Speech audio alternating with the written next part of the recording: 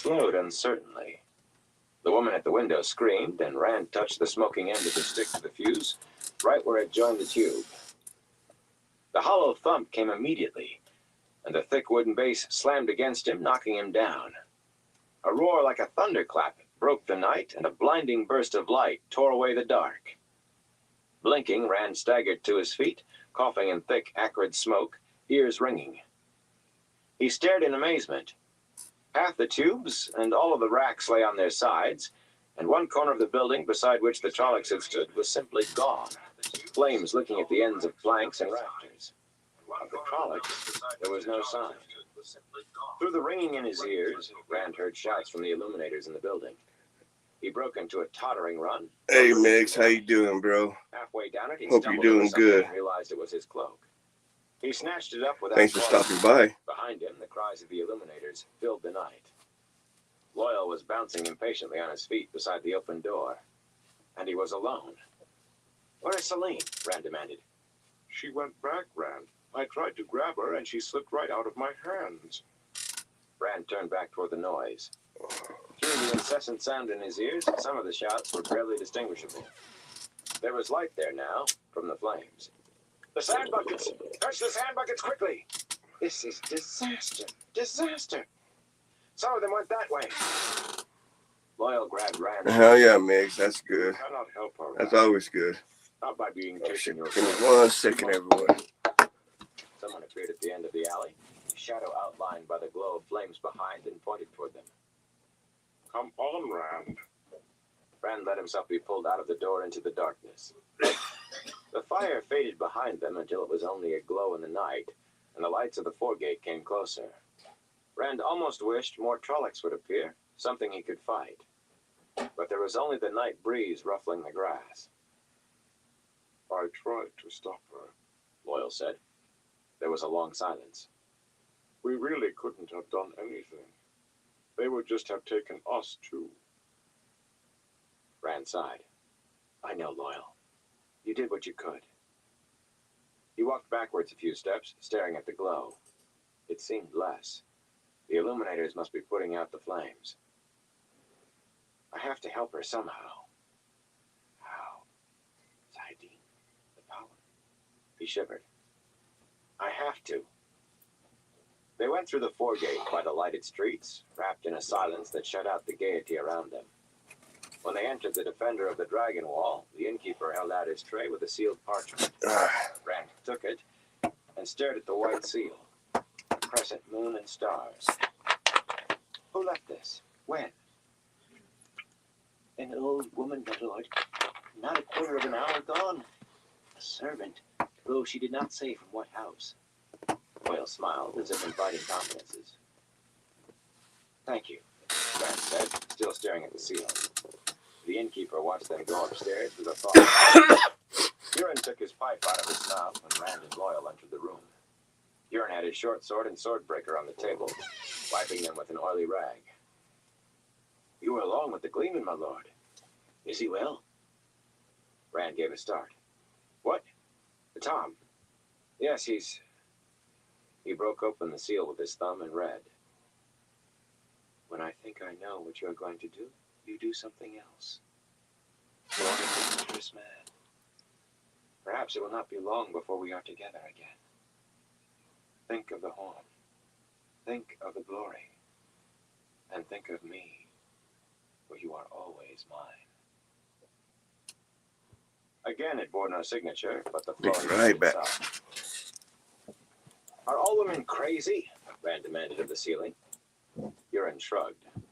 Rand threw himself into the other chair, the one sized for an ogier. His feet dangled above the floor, but he did not care. He stared at the blanket-covered chest under the edge of Loyal's bed. Think of the glory. I wish Ingtar would come. Chapter 28. A new thread in the pattern. Perrin watched the mountains of Kinslayer's dagger uncomfortably as he rode. The way still slanted upwards and looked as if it would climb forever, though he thought the crest of the pass must not be too much further. To one side of the trail, the land sloped sharply down to a shallow mountain stream, dashing itself to froth over sharp rocks. To the other side, the mountains reared in a series of jagged cliffs, like frozen stone waterfalls. The trail itself ran through fields of boulders, some the size of a man's head, and some as big as a cart. It would take no great skill to hide in that. The wolves said there were people in the mountains. Perrin wondered if they were some of Fane's dark friends. The wolves did not know or care. They only knew the Twisted Ones were somewhere ahead. Still far ahead, though Ingtar had pressed the column hard. Perrin noticed that Una was watching the mountains around them much the way he himself was. Matt, his bow slung across his back, rode with seeming unconcern, juggling 3 colored balls, yet he looked paler than he had. Perrin examined him 2 and 3 times a day now, frowning. I'm sure she had even tried to just once, but it made no difference Perrin could see. In any case, she seemed to be more absorbed in something about which she did not speak. Rand, Perrin thought, looking at the Aes Sedai's back. She always rode at the head of the column with Ingtar, and she always wanted them to move even faster than the Shienaran Lord would allow. Somehow she knows about Rand. Images from the wolves flickered in his head. Stone farmhouses and terraced villages, all beyond the mountain peaks. The wolves saw them no differently than they saw hills and meadows, except for the feeling that they were spoiled land. For a moment, he found himself sharing that regret, remembering places that Two Legs had long since abandoned, remembering the swift rush through the trees, and the hamstringing snap of his jaws as the deer tried to flee, and, with an effort, he pushed the wolves out of his head. These Aes Sedai are going to destroy all of us. Ingtar let his horse fall back beside Perrin's. Sometimes, to Perrin's eyes, the crescent crest on the Shienaran's helmet looked like a Trollocs' horns. Ingtar said softly, "Tell me again what the wolves said." "I've told you 10 times, Perrin muttered. "Tell me again. Anything I may have missed, anything that will help me find the horn." Ingtar drew a breath and let it out slowly. "I must find the horn of Alethar. Tell me again." There was no need for Perrin to order it in his mind, not after so many repetitions. He droned it out. Someone or something attacked the Dark Friends in the night and killed those Trollocs we found.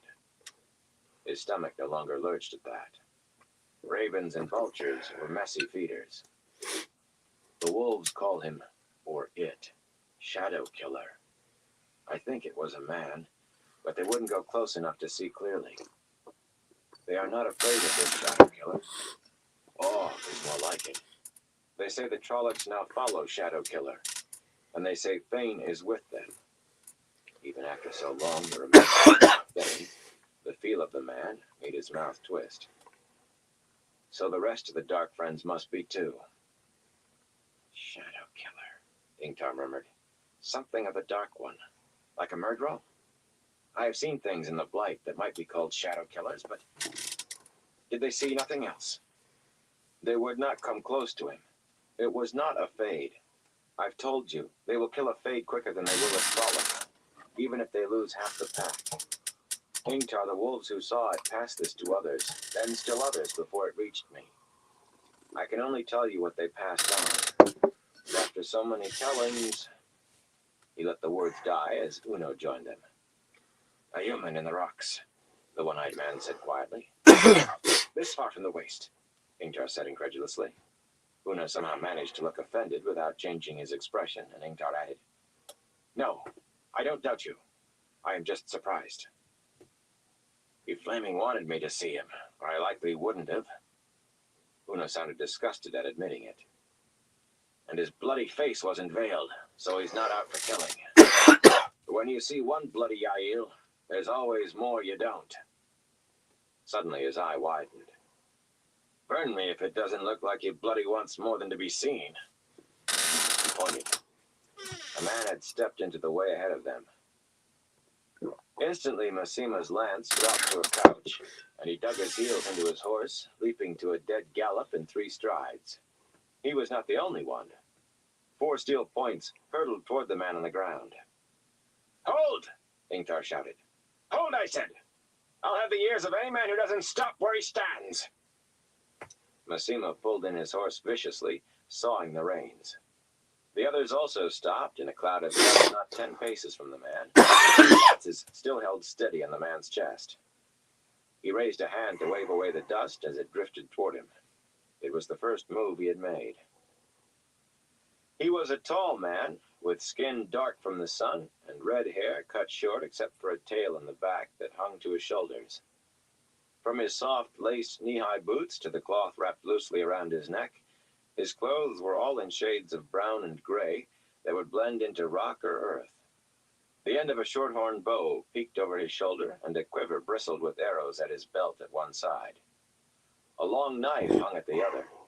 In his left hand, he gripped a round hide buckler and 3 short spears, no more than half as long as he was tall, with points fully as long as those of the Shinaran lances.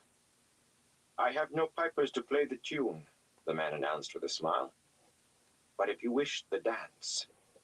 He did not change his stance, but Perrin caught a sudden air of readiness.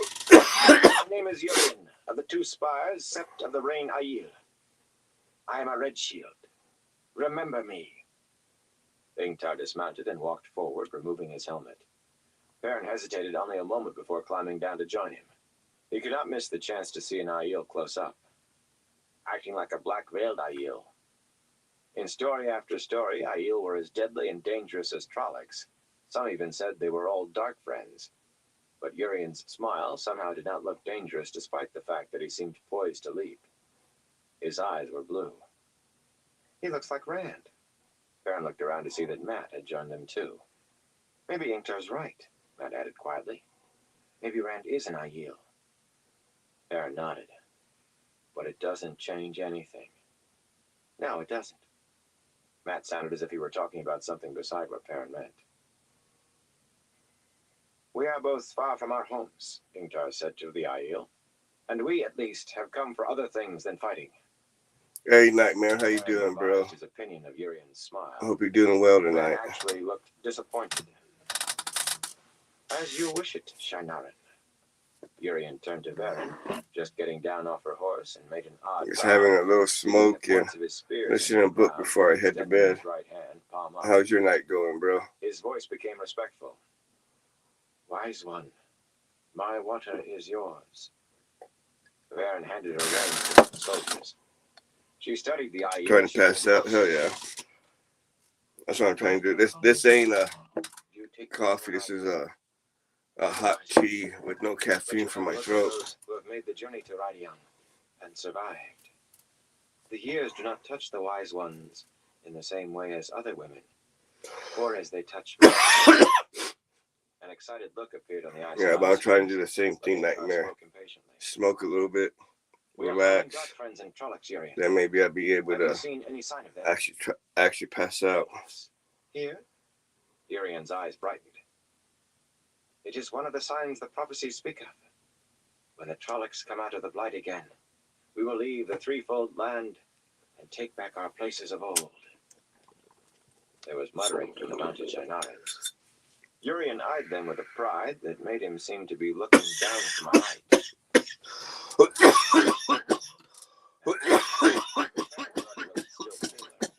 Not sick exactly. Been out of the sun too long. "You call it," Urian said. Hold on, it hurt a little bit. "It is the threefold plan. A shaping place, a testing ground, and a punishment. What is it?" Matt asked. Perrin caught his breath, waiting for the spears in Urian's hand to flash. The Aiel shrugged. "So long ago it was that none remember. The wise one and the clan chiefs, they will not speak of it. It must have been a very great sin that they cannot bring themselves to tell us. The Creator punishes us well." "Trollocs," Ingtar persisted. "Have you seen Trollocs?" Urian shook his head. "I would have killed them if I had, but I have seen nothing but the rocks." Ingtar shook his head, losing interest, but Perrin spoke, sharp concentration in her voice. "This Radian, what is it? Where is it?" How are the girls chosen to go? Urian's face went flat, his eyes hooded. Do not speak of it, wise one. In spite of himself, Perrin's hand gripped his axe. There was that in Urian's voice. Ingtard also set himself, ready to reach out, and there was a stir among the mounted men. But Varen stepped up to the Aiel until she was almost touching his chest and looked up into his face. I am not so wise as you know them, Yomi, she said insistently. I am Aes Sedai. What do you say about Rhydian? The man who had been ready to face 20 men now looked as if he wished for an escape from this one plump woman with graying hair.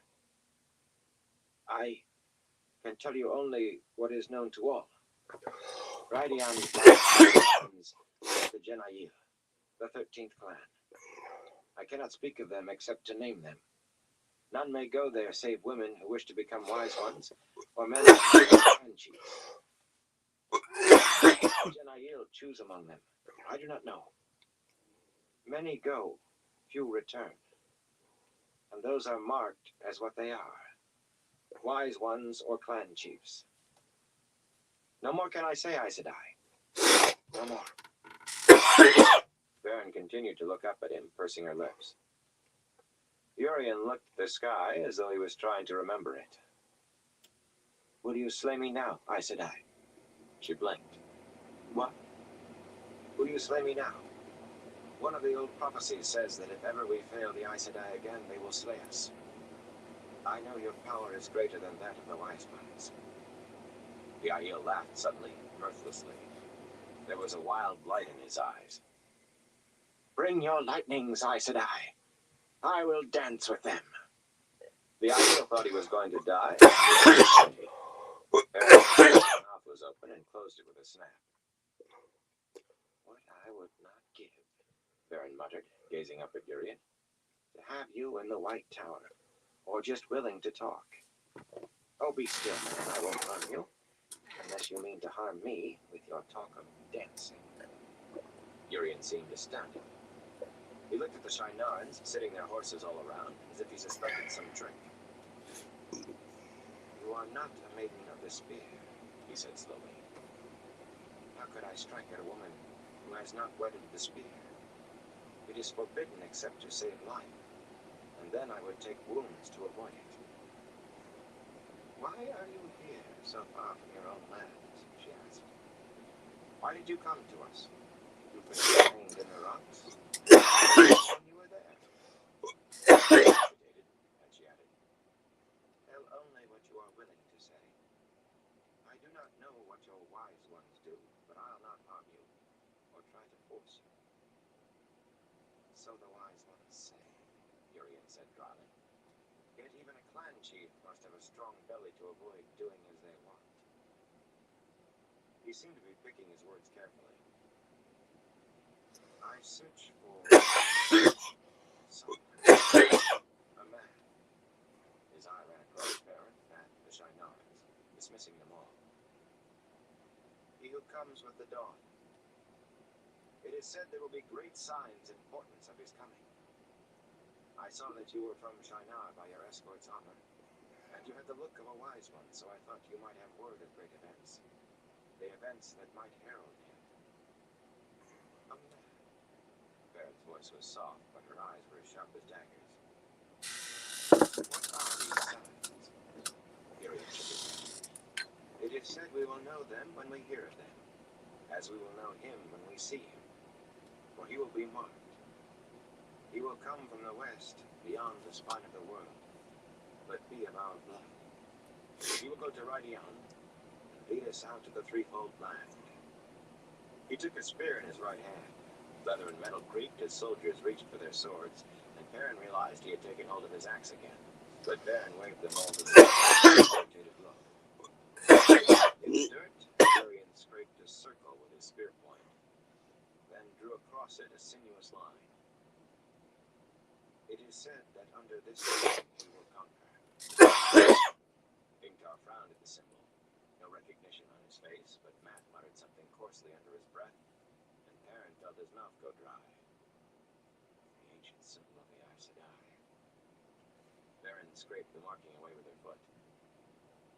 I cannot tell you where he is yet, she said, and I have heard of no signs or portents to guide you to him.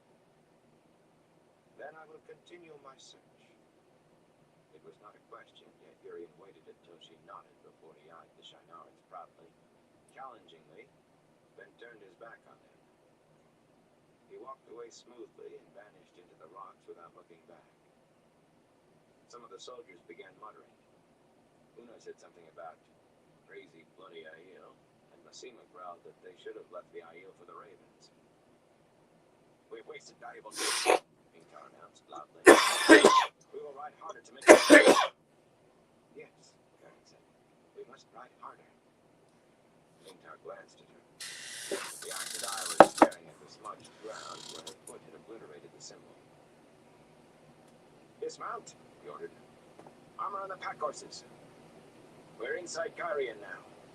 We do not want the Cairhien thinking we have come to fight them. Be quick about it. Matt leaned close to Perrin. Do you think he was talking about Rand? It's crazy, I know, but even Ingtar thinks he's Aiel. I don't know, Perrin said. Everything has been crazy since we got mixed up with Aes Sedai. Softly said to herself, Excuse me. still staring at the ground. It must be a perfect now. Does the wheel of time leave threads into the pattern of which we don't know? Or does the Dark One touch the pattern again? Perrin felt the chill. Perrin looked up at the soldiers removing them.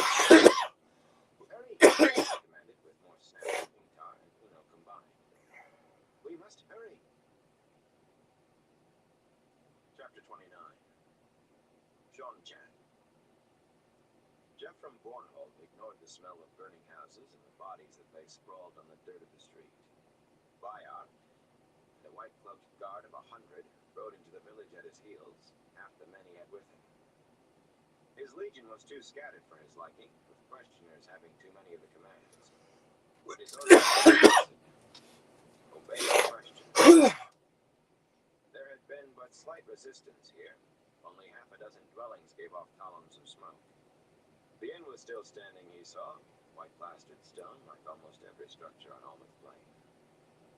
Reining up before the inn, his eyes went past the prisoners his soldiers held near the village well, to the long gibbet marring the village green. It was hastily made, only a long pole on uprights, but it held 30 bodies, their clothes ruffled by the breeze. Had to take smaller hits small now. bodies hanging among their elders. Even Bayar stared at that in disbelief. What? A grizzled man from those holding the prisoners. Muad had fallen into the hands of dark friends once. His scarred face took even the strongest aback. Is this your work, Muad, or the Seanchan? Neither, my lord captain. Muad's voice was a hoarse, whispered growl. Another leaving of the dark friends. He said no more. Bornhold frowned. Surely that lot did not do it, he said, gesturing to the prisoners. The children did not look so neat as when he was the Taraban, but they seemed like a parade compared with the rabble that crouched under their watchful eyes. Men in rags and bits of armor with sullen faces, remnants of the army Taraban had sent against the invaders on Toman Head. Muad hesitated, then said carefully, the villagers say they wore Tarabaner cloaks, my lord captain. There was a big man among them, with gray eyes and a long mustache. That sounds twin to Child Irwin. And a young kind of hungry face behind a yellow beard who fought with his left hand. Sounds almost like Child Juan, my lord captain. Questioners. Bornhold spat. Irwin and Juan were among those he had had to hand over to the questioner's command. He had seen questioner tactics. 1 second. This was the first time he I go throw my cup back in the kitchen. Bodies. If my lord captain says so. Muad made it sound like fervent agreement. Cut them down, Bornhold said wearily. Cut them down and make sure the villagers know there will be no more killing. unless some fool decides to be brave because his woman is watching and I have to make an example. He dismounted, eyeing the prisoners again, as Muad hurried off, calling for ladders and knives. He had more to think about than questioners' overzealousness. He wished he could stop thinking about questioners altogether. They do not put up much fight, my lord captain, Baya said. Either these Taraboners or what is left of the Domani. They snap like cornered rats, but run as soon as anything snaps back. Let us see how we do against the invaders, Baya, before we look down on these men, yes? The prisoners' faces bore a defeated look that had been there before his men came. Have Muad pick one out for me. Muad's face was enough to soften most men's resolve by itself. An officer, preferably. One who looks intelligent enough to tell what he has seen without embroidery, but young enough not to have yet grown a full backbone. Tell Muad to be not too gentle about it, yes? Make the fellow believe that I mean to see worse happen to him than he ever dreamed of, unless he convinces me otherwise. He tossed his reins to one of the children and strode into the inn. The innkeeper was there, for a wonder, an obsequious, sweating man, his dirty shirt straining over his belly until the red scroll work seemed ready to pop off. Bornhold waved the man away. He was vaguely aware of a woman and some children huddling in a doorway until the fat innkeeper shepherded them out. Bornhold pulled off his gauntlets and sat at one of the tables. He knew too little about the invaders, the strangers. That was what almost everyone called them. Those who did not just babble about Arthur Hawkwing. He knew they called themselves the Seanchan and Hyena. He had enough of the old tongue to know the latter meant those who come before, or the forerunners. They also called themselves Ryagel, those who come home, and spoke of Karina, the return. It was almost enough to make him believe the tales of Arthur Hawkwing's armies come back. Where Seanchan had come from, other than that they had landed in ships. Bornhold's requests for information from the sea folk had been met with silence. Amador did not hold the Atha'an Mier in good favor, and the attitude was returned with interest. All he knew of the Seanchan he had heard from men like those outside. Broken, beaten rabble who spoke wide-eyed and sweating, of men who came into battle riding monsters as often as horses, who fought with monsters by their sides and brought Aes Sedai to rend the earth under their enemies' feet. A sound of boots in the doorway made him put on a wolfish grin, but Baya was not accompanied by Muad. The child of the light who stood beside him, back braced, helmet in the crook of his arm, was Gerald, who Bornhold expected to be 100 miles away. Over his armor, the young man wore a cloak of Domani cut, trimmed with blue, not the white cloak of the children. Muad is talking to a young fellow now, my lord captain, Baya said. Child Gerald has just ridden in with a message. Bornhold waved for Gerald to begin. The young man did not unbend. The compliments of Jakim Karadin, he started. Hey, Warlord of Art. How you doing, bro? I have no need Hope you're doing good. Compliments, Bornhold growled, and saw the young man's startled look. Gerald was young yet. For that matter, Baya looked uncomfortable as well. You will give Hope me your his day's message, going yes? good, bro. Not word for word unless I ask it. Simply tell me what he wants. The child set to his side. My lord captain, Oh, I'm not doing too bad. you are moving too many men too close to Toman It's Head. been dealing with a He says the little Dark cough for a couple of days. Plane must be rooted out, and you are. Forgive me, Lord Captain. Makes sure I gotta take smaller hits on my MJ Arsenal. Bornhold studied him. The dust of the plane stained Gerald's face, as well as his cloak and his boots. Should just try my handpiece. That'd probably be better. Something to eat. But I like using this one. There should be wash water in one of these houses if you wish it. Return to me in an hour. I will have messages for you to carry. He waved the young man out. The questioners may be right, my lord captain, Baya said when Gerald was gone. There are many villages scattered on the plain, and the Dark Friends. Bornhold's hand slapped at the table cut him off. Oh, that's just Dark friends. at least one of them that I I've use seen in nothing here. in any village years old. Farmers and craftsmen, worried that we will burn their livelihoods. And a few old women who tend the sick. Bayer's face was a study in lack of expression. He was always readier than Bornhald to see dark friends. And children, Bayer?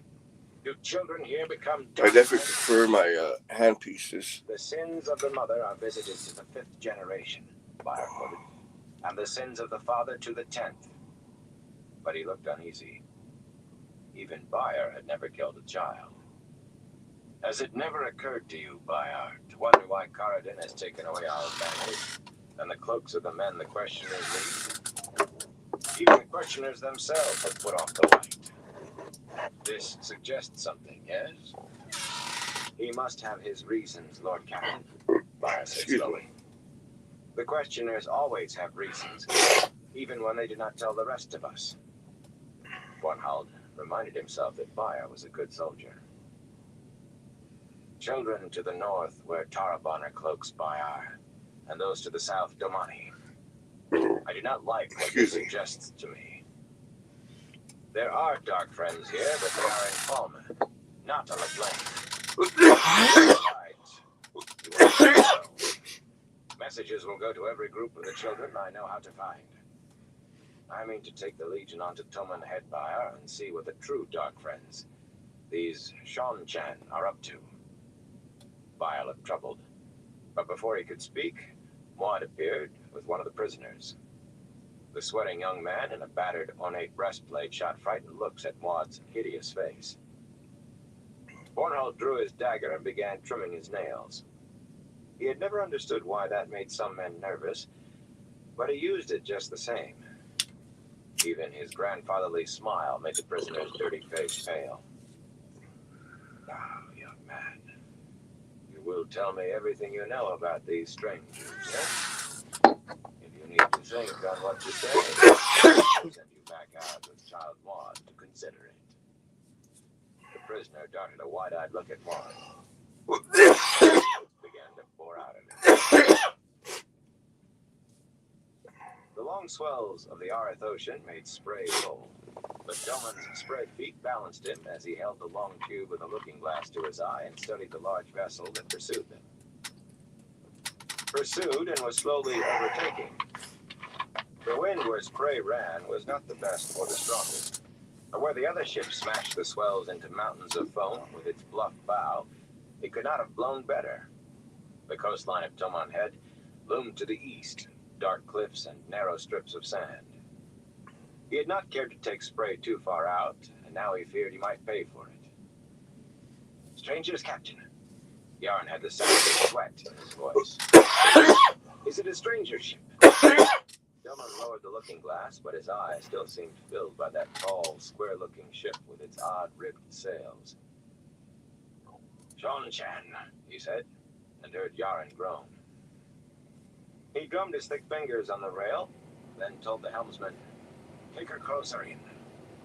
That ship will not dare enter the shallow water Spray can sail." Yaren shouted and ran to haul in booms as the helmsman put the tiller over, pointing the bow more toward the shoreline. Spray moved more slowly, heading so far into the wind, but Doman was sure he could reach shoal waters before the other vessel came up on him. Did her holds be full, she could still take shallower water than ever that great hull can. His ship rode a little higher in the water than she had on sailing from Tanchico. A third of the cargo of fireworks he had taken on there was gone, sold in the fishing villages on Doman Head. But with the silver that flowed from the fireworks had come disturbing reports. The people spoke of visits from the tall, boxy ships of the invaders. When Sean-Chan ships anchored off the coast, the villagers who drew up to defend their homes were rent by lightning from the sky, while small boats were still ferrying the invaders ashore, and the earth erupted in fire under their feet.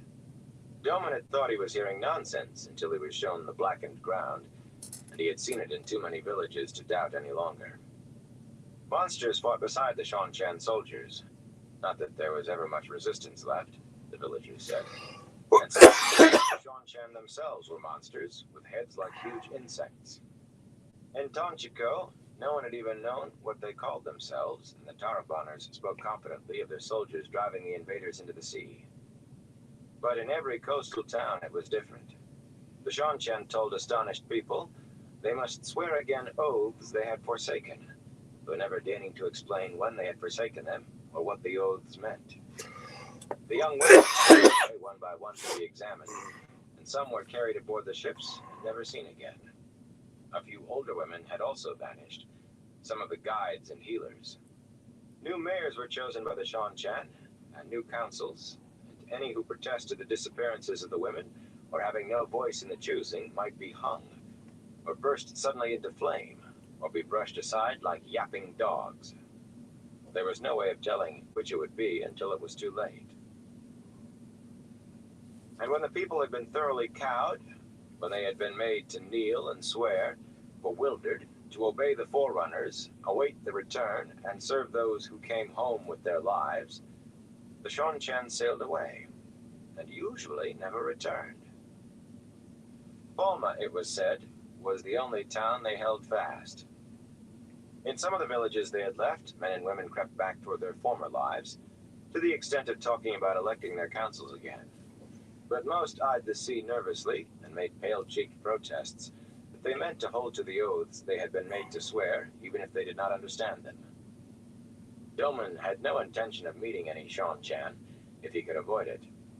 He was raising the glass to see what he could make out on the nearing Seanchan decks when, with a roar, the surface of the sea broke into fountaining water and flame not 100 paces from his larboard side. Before he had even begun to gape, another column of flame split the sea on the other side, and as he was spinning to stare at that, another burst up ahead. The eruptions died as quickly as they were born, spray from them blown across the deck. Where they had been, the sea bubbled and steamed as if boiling. We'll reach shallow water before they can close with us, Yarn said slowly.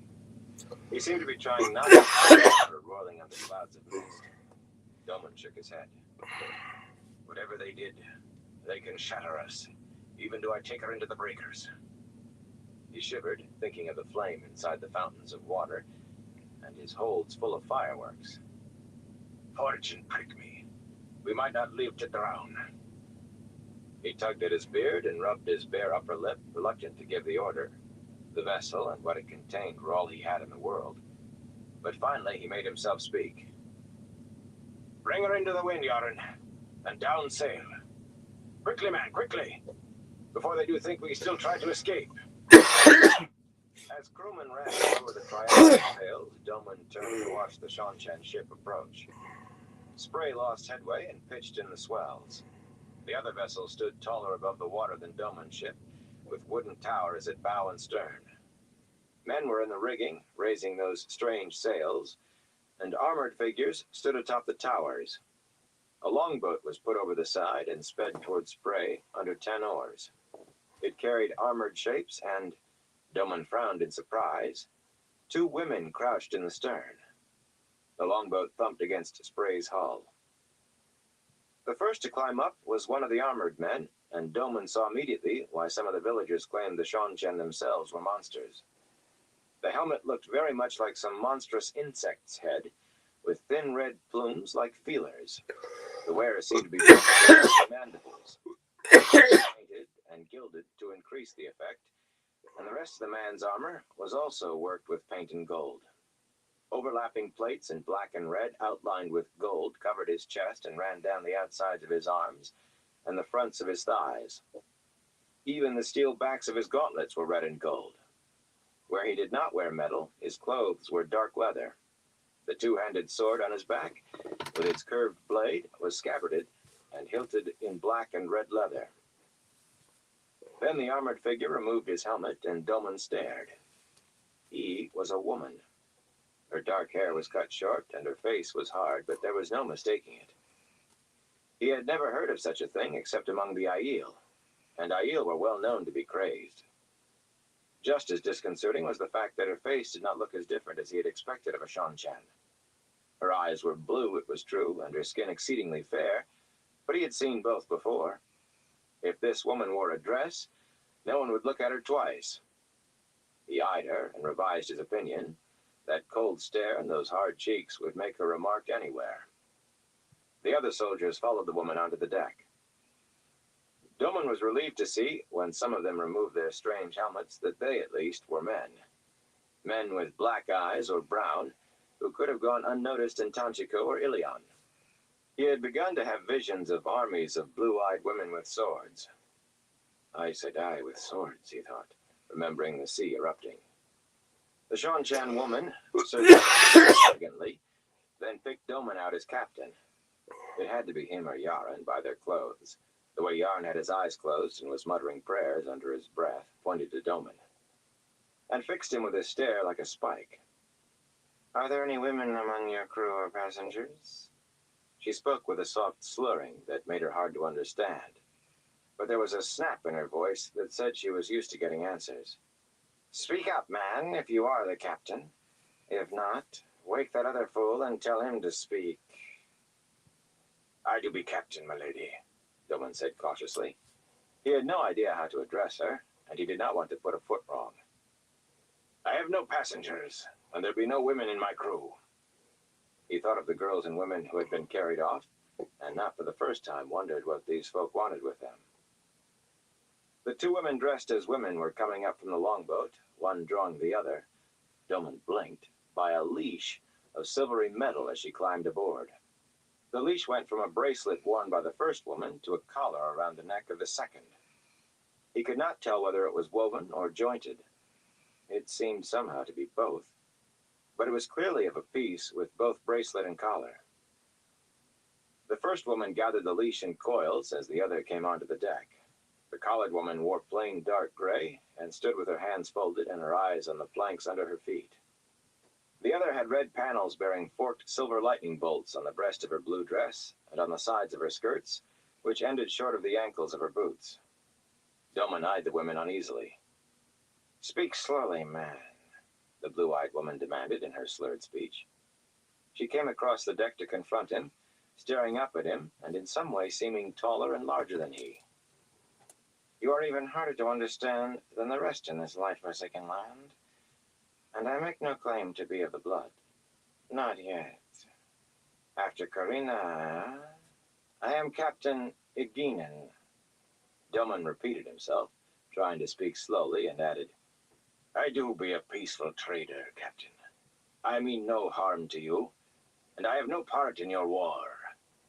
He could not help eyeing the two women connected by the leash again. "A peaceful trader," Eginen mused. "In that case, you will be free to go once you have sworn fealty again." She noticed his glances and turned to smile at the women with the pride of ownership.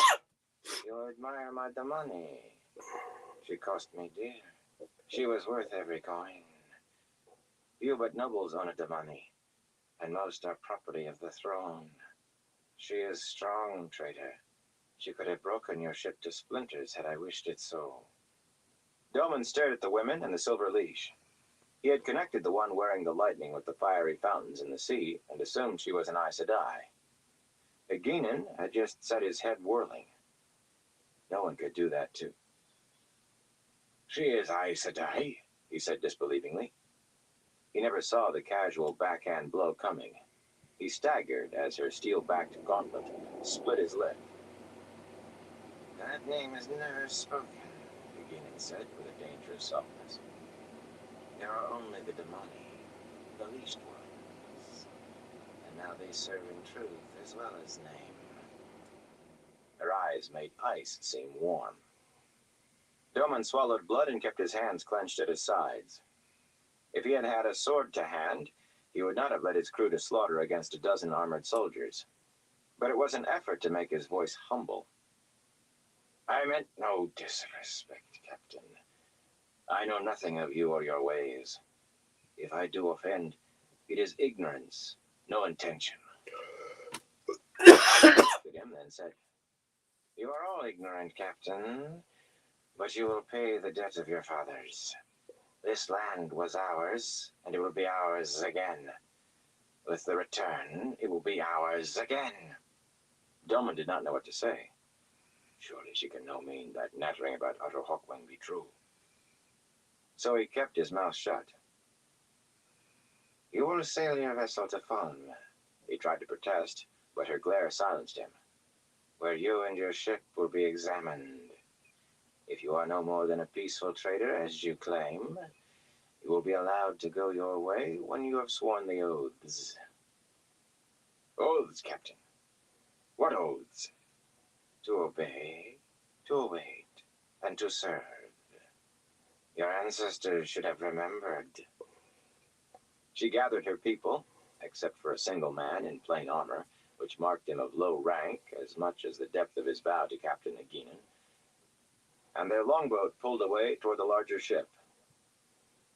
The remaining Seanchan gave no orders, only sat cross-legged on the deck and began sharpening his sword, while the crew put sail on and got under way. He seemed to have no fear at and Doman would have personally thrown overboard any crewman who raised a hand to him, for as Spray made her way along the coast, the Seanchan ship followed, out in deeper water.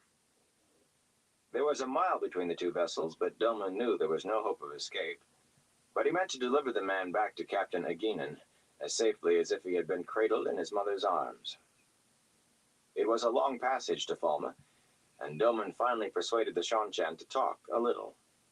A dark-eyed man in his middle years, with an old scar above his eyes and another nicking his chin. His name was Kaban, and he had nothing but contempt for anyone this side of the Arth Ocean. That gave Doman a moment's pause. Maybe they truly do be. No, that do be madness. Kaban's speech had the same slur as Ageenan's, but where hers was silk sliding across iron, his was leather rasping on rock. And mostly he wanted to talk about battles, drinking, and women he had known. Half the time Doman was not certain if he were speaking of here and now, or of wherever he had come from. The man was certainly not forthcoming about anything Doman wanted to know. Once Doman had asked about the Damani. Kaban reached up from where he sat in front of the helmsman and put the point of his sword to Doman's throat. Watch what your tongue touches, or you will lose it. That's the business of the blood, not your kind, or mine. He grinned while he said it, and as soon as he was done, he went back to sliding a stone along his heavy, curved blade. Doman touched the point of blood welling above his collar and resolved not to ask that again, at least. The closer the two vessels came to Falma, the more of the tall, square-looking Seanchan ships they passed, some under sail, but more anchored. Every one was bluff-bowed and towered, as big as anything Doman had ever seen, even among the sea folk. A few local craft, he saw, with their sharp bows and slanted sails, darted across the green swells. The sight gave him confidence that Ageenan had spoken the truth about letting him go free. When Spray came up on the headland where Falma stood, Doman gaped at the numbers of Seanchan ships anchored off the harbor. He tried counting them and gave up at 100, less than halfway done. He had seen as many ships in one place before, in Ilion and Tyr, and even Tanchico, but those vessels had included many smaller craft. Muttering glumly to himself, he took Spray into the harbor, shepherded by her great Seanchan watchdog. Falma stood on a spit of land at the very tip of Toman Head, with nothing further west of it except the Arth Ocean. High cliffs ran to the harbor mouth on both sides, and atop one of those, where every ship running into the harbor had to pass under them, stood the towers of the Watchers over the Waves. A cage hung over the side of one of the towers, with a man sitting in it despondently, legs dangling through the bars. "Who is that?" Doman asked. Kaban had finally given over sharpening his sword, after Doman had begun to wonder if he meant to shave with it. The Seanchan glanced up to where Doman pointed. "Oh, that is the first Watcher. Not the one who sat in the chair when we first came, of course. Every time he dies, they choose another, and we put him in the cage." "But why?" Doman demanded. Kaban's grin showed too many teeth. "They watched for the wrong thing, and forgot when they should have been remembering." Doman tore his eyes away from the Seanchan. Spray slid down the last real sea swell and into the quieter waters of the harbor. "I do be a trader, and it is none of my business." Falma rose from stone docks up the slopes of the hollow that made the harbor. Doman could not decide whether the dark stone houses made up a goodly-sized town or a small city. Certainly he saw no building in the smallest palace in Ilion. He guided Spray to a place at one of the docks and wondered, while the crew tied the ship fast, if the Shanshan might buy some of the fireworks in his hold. None of my business. To his surprise, Eginin had herself rowed to the dock with her Damani. There was another woman wearing the bracelet this time, with the red panels and forked lightning on her dress, but the Damani was the same sad-faced woman who never looked up unless the other spoke to her. Eginin had Doman and his crew herded off the ship to sit on the dock under the eyes of a pair of her soldiers. She seemed to think no more were needed, and Doman was not about to argue with her, while others searched Spray under her direction. The Damani was part of the search. Down the dock, a thing appeared. Doman could think of no other way to describe it. A hulking creature with a leathery gray-green hide and a beak of a mouth and a wedge-shaped head. And 3 eyes.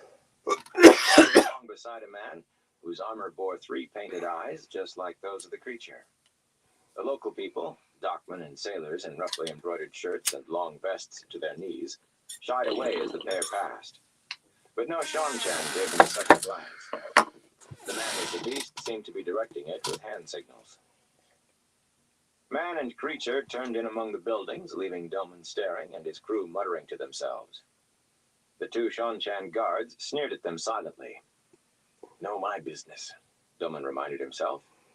His business was his ship. The air had a familiar smell of salt water and pitch.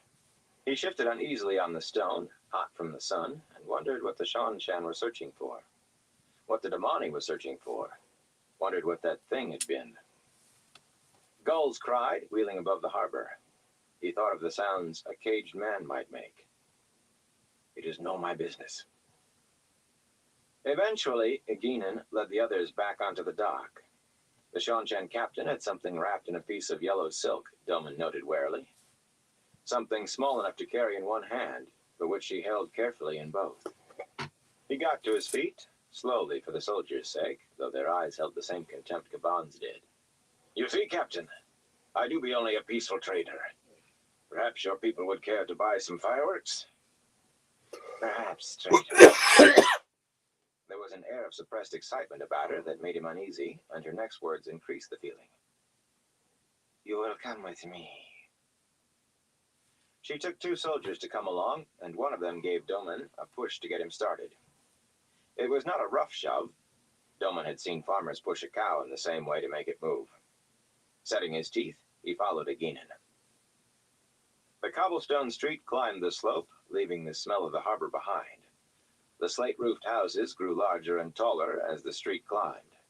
Surprisingly for a town held by invaders, the streets held more local people than Shanshan soldiers. And now and again, a curtained palanquin was borne past by bare-chested men. The foremen seemed to be going about their business as if the Shanshan were not there, or almost not there. When palanquin or soldier passed, both poor folk, with only a curling line or 2, worked on their dirty clothes, and the richer, with shirts, vests, and dresses covered from shoulder to waist in intricately embroidered patterns, bowed and remained bent until the Shanshan were gone. They did the same for Doman and his guard. Neither Eginin or her soldiers so much as glanced at them. Doman realized with a sudden shock that some of the local people they passed wore daggers at their belts, and in a few cases, swords. He was so surprised that he spoke without thinking. Some of them be on your side. Eginin frowned over her shoulder at him, obviously puzzled. Without slowing, she looked at the people and nodded to herself. You mean the swords? They are our people now, trader. They have sworn the oaths. She stopped abruptly, pointing at a tall, heavy-shouldered man with a heavily embroidered vest and a sword swinging on a plain, leather baldric. You.